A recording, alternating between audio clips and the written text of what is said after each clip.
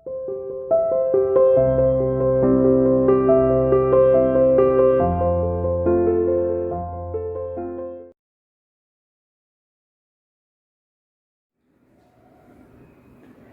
Students, how are you? CR international online classes में welcome. Class 12th का topic discuss कर रहे थे हम, ह्यूमन हेल्थ एंड डिजीजेस। इससे पहले हमने HIV of life cycle of HIV discuss किया था। आज हम डिस्कस करेंगे एक और important disease, that is cancer. तो सबसे पहले हम बात करते हैं व्हाट इज़ कैंसर, होता क्या है कैंसर। तो आपको बता दें, सेल्स का अबनॉर्मल और अनकंट्रोल्ड डिवीज़न होना। ठीक है, आपको पता है हमारी बॉडी में हमेशा सेल डिवीज़न होता रहता है, डेड स्किन रिमूव होती रहती है, हेयर ग्रोथ करती रहती है, न्यू सेल्स की फॉर्मेशन होती रहती है। कहीं पर भी डैमेज या इंजरी है तो उसे रिपेयर करने के लिए बॉडी के अंदर न्यू सेल्स डिवाइड करती रहती है, यानी कि हमेशा सेल्स का डिवीज़न बॉडी के अंदर चलता रहता है। आपको पता है हमारी बॉडी में जितने भी सेल्स हैं उनका एक फिक्स्ड लाइफ स्पैन है, और उस फिक्स्ड लाइफ स्पैन के कंप्लीट होते ही हमें न्यू सेल की फॉर्मेशन करनी पड़ती है। यानी कि हमारी बॉडी में हमेशा न्यू सेल्स की फॉर्मेशन होती रहती है। इसका मतलब सेल डिवीज़न होता रहता है, पर ये सेल डिवीज़न हमेशा एक कंट्रोल्ड मैनर में होता है। जितनी सेल की रिक्वायरमेंट है सिर्फ उतनी सेल डिवाइड करके न्यू सेल की फॉर्मेशन होती है। पर अगर सेल की अब नॉर्मल डिवीज़न हो रही है या आउट ऑफ कंट्रोल डिवीज़न हो रहा है, यानी बॉडी में जितनी रिक्वायरमेंट है उससे ज़्यादा सेल डिवीज़न हो रहा है, तो आपको बॉडी के अंदर एक आउटग्रोथ या ट्यूमर दिखाई देगा। This disease is called as cancer. जब आपको बॉडी के अंदर जितनी रिक्वायरमेंट है उससे ज़्यादा नंबर में सेल डिवाइड करते जा रहे हैं और आप उस सेल डिवीज़न को कंट्रोल नहीं कर पा रहे हो, रोक नहीं पा रहे हो, तो इस डिजीज़ को हम कैंसर कहते हैं। कैंसर में बनने वाले ट्यूमर्स 2 टाइप के होते हैं। ठीक है, एक तो मैलिग्नेंट ट्यूमर और एक बिनाइन ट्यूमर। बिनाइन ट्यूमर जो है वो कोई हार्मफुल ट्यूमर नहीं होता, पहली बात। दूसरी बात, जो बिनाइन ट्यूमर है वो कभी भी जिस प्लेस पे फॉर्म हुआ है उससे बॉडी के अदर पार्ट में ट्रांसफ़र नहीं होता। These are the non cancerous tumour. इनसे कोई भी डिजीज़ नहीं होती। ये सिर्फ उस एरिया या उस ऑर्गन को डैमेज करते हैं जहाँ पर इनकी फॉर्मेशन होती है। ये लेस हार्मफुल है और लीथल तो किसी भी केस में आज तक इन्हें नोटिस नहीं किया गया है। मैलिग्नेंट ट्यूमर की बात करें तो मैलिग्नेंट ट्यूमर जो हैं वो सबसे ज़्यादा डिजीज़ कॉज करते हैं। They are most harmful tumours, और ऐसा इसलिए होता है क्योंकि इन ट्यूमर्स के सेल्स के पास एबिलिटी होती है कि जहाँ ये बनी वहाँ से पूरी बॉडी के अंदर थ्रू ब्लड सर्कुलेशन ट्रांसफ़र होती है। दोबारा बता देती हूँ, मैलिग्नेंट ट्यूमर्स के अंदर जो सेल्स प्रेजेंट होती है उनके पास ये एबिलिटी है कि वो ब्लड सर्कुलेशन के थ्रू पूरी बॉडी में ट्रांसफ़र होती है। ठीक है, इसीलिए मैलिग्नेंट ट्यूमर हमें एक फिनोमिना शो करता है, दैट इज मेटास्टेसिस। इस फिनोमिना को हम क्या बोलते हैं? मेटास्टेसिस। यानी कि सेल्स बनी कहीं और ब्लड सर्कुलेशन के थ्रू किसी और बॉडी पार्ट में या किसी और बॉडी ऑर्गन में ट्रांसफ़र हो जाती है। ठीक है, और वहाँ जाकर नए कैंसरस सेल्स की या ट्यूमरस सेल्स की फॉर्मेशन करना स्टार्ट कर देती है। इस तरीके से हर बॉडी की सेल के अंदर अनकंट्रोल्ड और अबनॉर्मल सेल डिवीज़न देखने को मिलता है।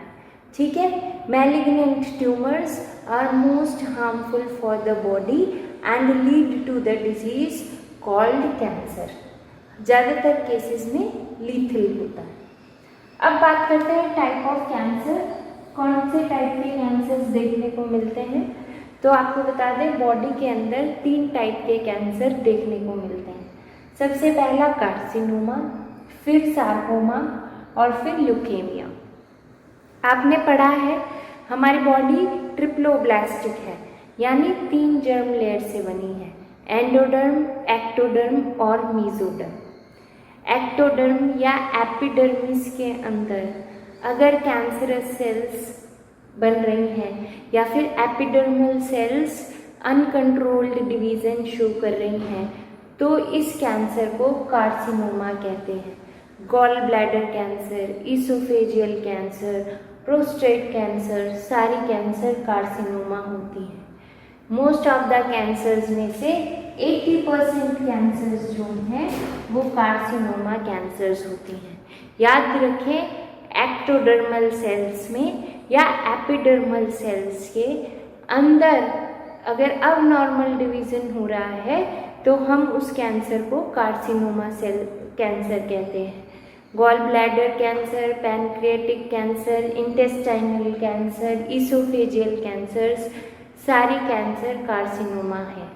जितनी भी कैंसर होती हैं उसमें से 80% कैंसर कार्सिनोमा है। उसके बाद बात करते हैं सार्कोमा। तो मैंने आपको बताया कि ट्रिप्लोब्लास्टिक बॉडी है, यानी 3 जर्म लेयर की बनी हुई है। अगर मेसोडर्म लेयर की सेल्स के अंदर अनकंट्रोल्ड डिवीज़न हो रहा है, अब नॉर्मल डिवीज़न हो रहा है, मेसोडर्म की लेयर से हमारी बॉडी में बनने वाले ऑर्गन्स होते हैं बोन्स और मसल्स, यानी बोन मैरो का कैंसर, बोन का कैंसर सार्कोमा कैंसर कहलाता है। ठीक है, तो जो भी मेसोडर्मल सेल्स के अंदर अबनॉर्मल या अनकंट्रोल्ड डिवीज़न है, that leads to sarcoma cancer. उसके बाद बात करते हैं ल्यूकेमिया का। तो कोई भी ब्लड सेल के अंदर कैंसर हो रहा है, चाहे रेड ब्लड सेल के अंदर कैंसर हो रहा हो, चाहे वाइट ब्लड सेल के अंदर कैंसर हो रहा हो। आपको बता दें, रेड ब्लड सेल्स के अंदर कैंसर रिपोर्ट नहीं किया जाता। Mostly cancer white blood cells के अंदर ही रिपोर्ट किया जाता है। तो किसी भी ब्लड सेल के अंदर अगर कैंसर रिपोर्ट किया जाता है तो उस कैंसर को हम ल्यूकेमिया कहते हैं। ठीक है, these are the 3 most prominent type of cancers. ये most prominent type of cancers हैं। अगर इंडिया में बात करें तो मेल के अंदर सबसे ज़्यादा आपको माउथ कैंसर देखने को मिलता है और फीमेल के अंदर यूट्राइन और सर्वाइकल कैंसर सबसे ज़्यादा देखने को मिलता है। सबसे ज़्यादा यही 2 कैंसर रिपोर्ट किए जाते हैं इंडिया के अंदर। ठीक है, वर्ल्ड की बात करें तो लंग कैंसर सबसे ज़्यादा रिपोर्ट किया जाता है। उसके बाद बात करते हैं कॉजेज ऑफ कैंसर। ऐसा कोई भी फिजिकल, केमिकल या biological agent which leads to the disease cancer. ठीक है, ऐसा कोई भी केमिकल, फिजिकल या बायोलॉजिकल एजेंट जो हमारी बॉडी में सेल डिवीज़न स्टार्ट कराए या सेल के नंबर को इंक्रीज करे या हमारे बॉडी में मिलने वाले न्यूक्लियस के अंदर जेनेटिक मटेरियल या जीन्स के अंदर कोई ऐसा चेंज कर दे जिसकी वजह से अब नॉर्मल सेल डिवीज़न आपको देखने को मिले, तो हम उसे कार्सिनोजन कहेंगे। दोबारा सुन लें, एनी फिजिकल, केमिकल और biological agent which leads to the disease cancer is called carcinogen। ठीक है, बहुत सारे केमिकल एजेंट्स होते हैं जो कार्सिनोजन की तरह एक्ट करते हैं। एस्बेस्टोस जो सीमेंट फैक्ट्री से रिलीज होता है, निकोटिन, कैफीन, ये सारे जाके केमिकल एजेंट्स हैं जो हमारी बॉडी के अंदर सेल डिवीज़न को इंक्रीज करते हैं, विच कैन कॉज कैंसर और can act as carcinogen. Physical agents की बात करें तो फिजिकल एजेंट्स में बेटा ज़्यादातर हम बात करते हैं रेडिएशंस की। ठीक है, एक्स रेज, यूवी रेज, जो सनलाइट से यूवी रेज आ रही हैं वो मोस्ट प्रोमिनेंट कॉज होता है स्किन कैंसर का। स्किन कैंसर सबसे ज़्यादा इसी वजह से देखने को मिलता है जो UV rays, harmful rays sun से डायरेक्ट अर्थ पे आ रही हैं। ठीक है, X rays, alpha rays, UV rays, ये सारे जो हैं ये फिजिकल एजेंट हैं विच कॉज कैंसर। इसके बाद बायोलॉजिकल एजेंट की बात करें तो ऑन्को वायरस। बेटा आपको बता दें जो टर्म ऑन्को है वो रिप्रेजेंट करता है कैंसर को। Study of cancer is called oncology. The virus which cause cancer are onco virus. तो ऐसे वायरस जो कैंसर कॉज करते हैं उन्हें हम ऑन्को वायरस कहते हैं। HIV के अंदर मैंने आपको बताया था कि वायरसेस का अपना कोई मशीनरी नहीं होती जिससे वो अपने नंबर को इंक्रीज करें। वो जिस भी होस्ट सेल के अंदर एंटर करते हैं उसी की मशीनरी को यूज़ करते हैं अपना नंबर इंक्रीज करने के लिए। जब ये अपने जेनेटिक मटेरियल को होस्ट के जेनेटिक मटेरियल के साथ अटैच करते हैं तो हो सकता है उसके जेनेटिक मेकअप में कुछ ऐसा चेंज कर दें जिसकी वजह से उस सेल के अंदर सेल डिवीज़न बहुत ज़्यादा इंक्रीज हो जाए। ऐसे वायरसेस ऑन्को वायरसेस कहलाते हैं। ठीक है, ये थे कॉज ऑफ कैंसर। अगर हम बात करें तो दो टाइप के जीन हमारी बॉडी में मिलते हैं। एक होता है ट्यूमर सप्रेसर जीन,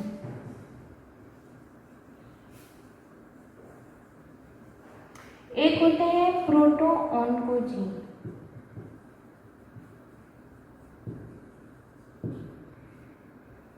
बेटा अब इन दोनों जीन्स के बारे में समझिए। ट्यूमर सप्रेसर जीन और प्रोटो ऑन्को जीन, दोनों ही जीन हमारी बॉडी में मिलकर ये काम करते हैं कि किस तरीके से कैंसर को प्रिवेंट किया जा सके। आपको नाम से ही समझ आ रहा होगा, ट्यूमर सप्रेसर जीन, ऐसा जीन जो ऐसा प्रोटीन बनाए। आपको पता है जेनेटिक मटेरियल जब भी आता है वो प्रोटीन बनाता है। ठीक है, तो ट्यूमर सप्रेसर जीन से जो प्रोटीन बन रहा होगा वो ऐसा प्रोटीन होगा जो हमारी बॉडी में ट्यूमर की फॉर्मेशन को रोके। अगर ट्यूमर फॉर्मेशन या ट्यूमर सप्रेसर जीन की एक्टिविटी बंद हो जाए तो हमारी बॉडी में ट्यूमर की फॉर्मेशन स्टार्ट हो जाएगी। ठीक है, प्रोटो ऑन्को जीन मतलब ऑन्को जीन के पास कैपेसिटी है ऐसे प्रोटीन बनाने की जो हमारी बॉडी के अंदर कैंसर कॉज कर सके, उसको रोक कर रखते हैं प्रोटो ऑन्को जीन। कई बार क्या करते हैं वायरस, इन जीन की एक्टिविटी को इफेक्ट करते हैं और ये कन्वर्ट हो जाते हैं ऑन्को जीन में, जिसकी वजह से हमारी बॉडी खुद ही कैंसरस सेल की फॉर्मेशन करना स्टार्ट कर देती है। उसके बाद कहते हैं डिटेक्शन ऑफ कैंसर। आपको पता है जितनी जल्दी किसी भी डिजीज़ को आप डिटेक्ट कर पाएंगे उतनी जल्दी आप उसे ट्रीट या क्योर कर सकते हैं। तो सबसे पहले अगर डिटेक्शन ऑफ कैंसर की बात करें तो हम इसके लिए रेडियोग्राफी का यूज़ करते हैं, यानी MRI और CT स्कैन का यूज़ करते हैं। रेडिएशंस डाल के पूरी बॉडी की स्कैनिंग की जाती है और इसके अंदर जहाँ पर भी एक्स्ट्रा सेल्स की फॉर्मेशन होती है या ट्यूमर्स की फॉर्मेशन होती है उन्हें मार्क कर दिया जाता है। उसके बाद टिश्यू बायोप्सी। टिश्यू बायोप्सी में हम क्या करते हैं, जहाँ पर भी हमें आउटग्रोथ या ट्यूमर दिख रहा होता है वहाँ से हम कुछ सेल्स को रिमूव कर लेते हैं। उस टिश्यू या उस आउटग्रोथ से हम उन्हें रिमूव कर लेते हैं और उसके बाद आर्टिफिशियल मीडियम या कल्चर मीडियम में उसे ग्रोथ करा के देखते हैं। अगर वो कॉन्टैक्ट इनहिबिशन को शो नहीं कर रही है, कॉन्टैक्ट इनहिबिशन क्या होता है बेटा, एक सेल जब डिवाइड करने लगी और दूसरी सेल के कांटेक्ट में आ गई तो वो अपना डिवीज़न स्टॉप कर देती है। पर जो कैंसरस सेल्स होती हैं वो एक दूसरे के कांटेक्ट में आने के बाद अपने डिवीज़न को स्टॉप नहीं करती। इस प्रोसीजर को हम कहते हैं कांटेक्ट इनहिबिशन। दोबारा समझें, जब एक सेल डिवाइड करना स्टार्ट करती है और दूसरी सेल के कांटेक्ट में आ जाती है तो वो अपने डिवीज़न को स्टॉप कर देती है। पर जो कैंसरस सेल्स होती हैं वो दूसरे के कांटेक्ट में आने के बाद अपने डिवीज़न को स्टॉप नहीं करती। This phenomena is called contact inhibition. तो आप अपनी जो टिश्यू में आउटग्रोथ दिख रही है उस आउटग्रोथ को रिमूव करते हैं, एक आर्टिफिशियल मीडियम में उसे ग्रो करा के देखते हैं, और अगर वो कॉन्टैक्ट इनहिबिशन को शो नहीं कर रही है, इसका मतलब कि अब जो सेल्स हैं वो कैंसरस हो गई है और एक बॉडी पार्ट से दूसरे बॉडी पार्ट में ट्रांसफर होंगी। This method is called tissue biopsy. उसके बाद mammography. Mammography is only for breast cancer. ठीक है, अगर आप सिर्फ ब्रेस्ट की एक्सरे करते हैं तो उसे हम मैमोग्राफी करते हैं, और ये हम सिर्फ ब्रेस्ट कैंसर में यूज़ कर सकते हैं। क्लियर। दूसरी बात बता दें, जो नॉर्मल सेल्स होती है बेटा, मैंने अभी बताया उनका एक फिक्स्ड लाइफ स्पैन होता है, और फिक्स्ड लाइफ स्पैन के बाद वो अपने आप डिस्ट्रॉय हो जाती हैं। इसलिए हमारी बॉडी में हमेशा सेल डिवीज़न होता रहता है। पर जो कैंसरस सेल्स होती हैं उनका कोई डेफिनेट लाइफ स्पैन नहीं होता। अगर हम कह सकते हैं कि वो एक तरीके से इमॉर्टल होती है। इतना सब पता करने के बाद कैंसर के, अब हमें पता करना है कि हम ट्रीटमेंट कैसे करें। तो जो सबसे पहला या प्राइमरी ट्रीटमेंट हम देते हैं कैंसर में, दैट इज सर्जरी। जहाँ पर भी आपको आउटग्रोथ या ट्यूमर दिखाई दे रहा है, आप उसे सर्जिकल मेथड से रिमूव कर दें। उसके पास आजू बाजू सेल्स को रेडियोथेरेपी से, यानी रेडिएशन की हेल्प से किल कर दें। ठीक है। नेक्स्ट होता है रेडियोथेरेपी। रेडियोथेरेपी में क्या होता है बेटा कि हम आसपास की जो सेल्स हैं उन्हें हार्मफुल रेडिएशन की हेल्प से किल करने की कोशिश करते हैं ताकि वो कैंसरस सेल्स किल हो जाएं। पर आपको पता है एक टारगेटेड सेल पे तो आप किल नहीं करेंगे, तो नीबर बाई जो आपकी बॉडी की सेल्स हैं उनके ऊपर भी हमें इसका इफेक्ट देखने को मिलता है। Next is chemotherapy. कीमोथेरेपी में हम कुछ हार्मफुल केमिकल्स प्रोवाइड कराते हैं जिसकी वजह से कैंसरस सेल्स को हम किल कर सकते हैं। ठीक है। इसके सीवियर साइड इफ़ेक्ट्स आते हैं जैसे ड्राई स्किन, क्योंकि देखो कीमोथेरेपी में हम ऐसे केमिकल देते हैं जो सेल डिवीज़न को स्टॉप कर दें। और मैंने आपको स्टार्टिंग में बताया कि सेल डिवीज़न हमारी बॉडी के लिए बहुत इम्पॉर्टेंट है।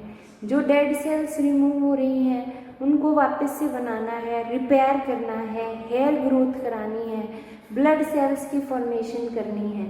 और अगर आपकी पूरी बॉडी में हर जगह सेल ग्रोथ रुक गई है कीमोथेरेपी की वजह से, तो इसके अंदर आपको dry skin, hair loss, anaemia, ये सारे साइड इफ़ेक्ट्स देखने को मिलेंगे। जो प्रोमिनेंट केमिकल हम इसके अंदर देखते हैं वो देते हैं हम विनब्लास्टिन और vincristine. These two are the prominent chemicals provided during chemotherapy. ठीक है। उसके बाद हम क्या करते हैं बेटा, इम्यूनोथेरेपी देते हैं। इम्यूनोथेरेपी में हम क्या करते हैं, अपनी बॉडी, मैंने आपको बताया कि हमारी बॉडी में खुद ऐसे प्रोटीन्स बनते हैं जो हमारी बॉडी में ट्यूमर बनने से स्टॉप कर सकते हैं। अगर हमारी बॉडी उन प्रोटीन्स को सिंथेसाइज करने के केपेबल नहीं है तो हम बाहर से आर्टिफिशियल फॉर्म में उन प्रोटीन्स को प्रोवाइड कराते हैं ताकि हमारी बॉडी के अंदर सेल डिवीज़न या ट्यूमर फॉर्मेशन को स्टॉप कर सके। This method is called immunotherapy. कई बार हमें एक ट्रीटमेंट से काम नहीं चलता, कैंसर के अंदर हमें मिक्स्ड थेरेपीज देनी पड़ती हैं। जैसे सर्जरी के साथ रेडियोथेरेपी भी देते हैं, कीमोथेरेपी के साथ रेडियोथेरेपी देते हैं, इम्यूनोथेरेपी और रेडियोथेरेपी एक साथ देते हैं। तो डिपेंडिंग अपॉन द फिजिशियन और द लेवल ऑफ कैंसर कि आपकी कैंसर किस स्टेज और किस लेवल पे है और फिजिशियन क्या एडवाइस करते हैं, उस बेस पर हम मिक्स्ड ट्रीटमेंट प्रोवाइड करते हैं। Okay, this was all about cancer. इससे नेक्स्ट क्लास के अंदर हम ड्रग अब्यूज़ और अल्कोहल अब्यूज़ की बात करेंगे and this chapter will complete here. Thank you so much.